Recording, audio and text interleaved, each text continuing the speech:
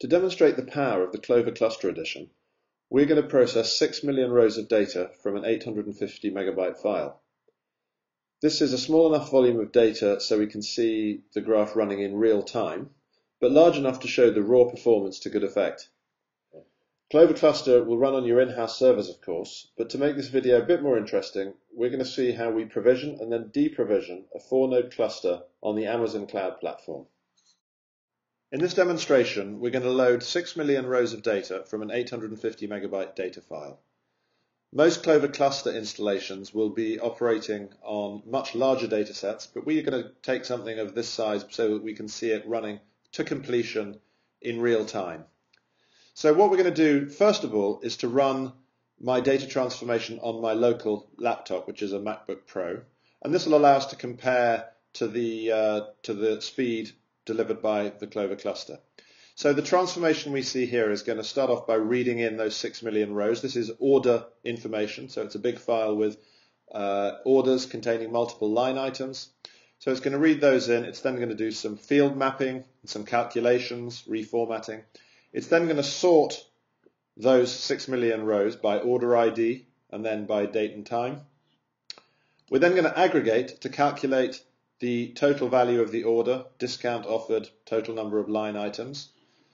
Then we're going to calculate the shipping period, so that's the difference in date between the first line item being shipped and the last. We're going to sort by order fulfillment time, and then we're going to filter out everything except the slowest 100 orders to be fulfilled, and then finally we're going to write that information out to a file.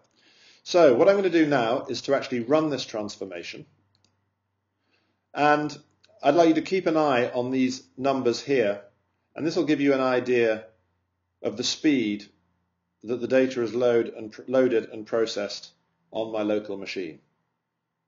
So you can see data is being read in, and at the same time calculations are being done as it's a multi-threaded system, even on my local laptop.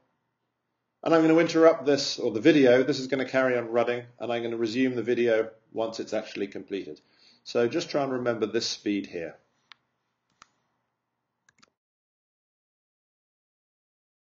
So I've fast forwarded a little bit here, and you can see now that it's got to 6 million, and now it's passing the data onwards through the rest of the graph. It's nearly finished. Looks like there are 1 million orders coming out of the other end. It's in the sort phase at the moment. There we are, and it's finished. 1.5 million, and the 100 written to the output file. We can see here how long it took to run that graph. 142 seconds. That can vary a little bit. If I were to run it again, it would probably be reduced to about 130, 120 seconds. So now we'll go on in the next section, and we'll see how that compares when running in a 4-node cluster.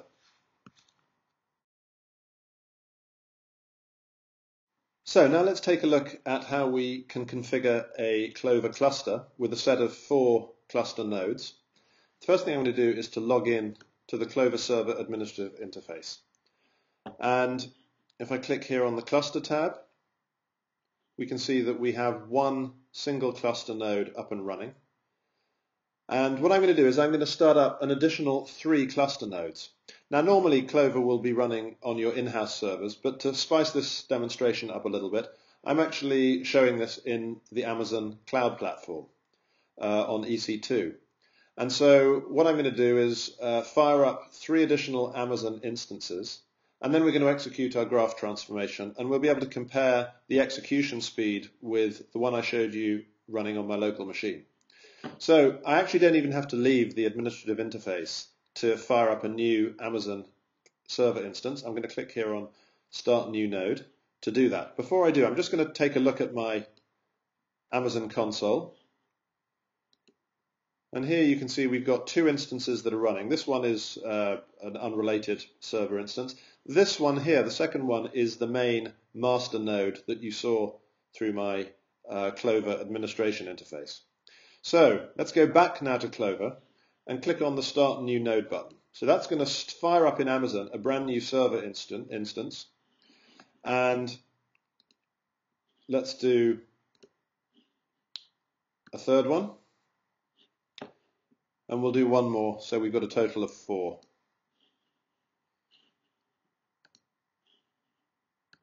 Okay, so now we should have fired up a total of 4 instances. I'm going to go back to the Amazon Management Console to check that. So we're going to hit the refresh button. And you can see now we've got our main one and then these 3 pending ones. So those ones are actually now in the process of being fired up. So this will take anywhere between 1 and 3 or 4 minutes. So I'm going to break here and to save you guys all watching the screen. So we'll come back to that when those are up and running, and then we'll run our graph. So here we are 2 or 3 minutes later, and we can see that we've now got all of our Amazon server instances up and running. So we're really ready to go. So let's go back to the Clover administrative console on the server and click on the cluster tab, and you can see here now we've got our main node and the 3 additional nodes up and running. So I'm now going to go back to the data transformation designer. Let's close down our local one that we just ran earlier on. And we're going to work now with the same transformation but running on the cluster edition. So I'm going to open up the project. This gets the designer to talk to the remote server, and here you can see we've got exactly the same way of working as if we were running with local data and local graphs. I'm just going to load up this graph, and we're now looking at the same graph just with a couple of minor modifications to take advantage or allow us to fine-tune the parallelization of all of this. So this component here, for instance, is a critical one. When the data is read in, it's split up into as many nodes as there are. So this reads in parallel at different sections of the source data and splits it between all the available nodes.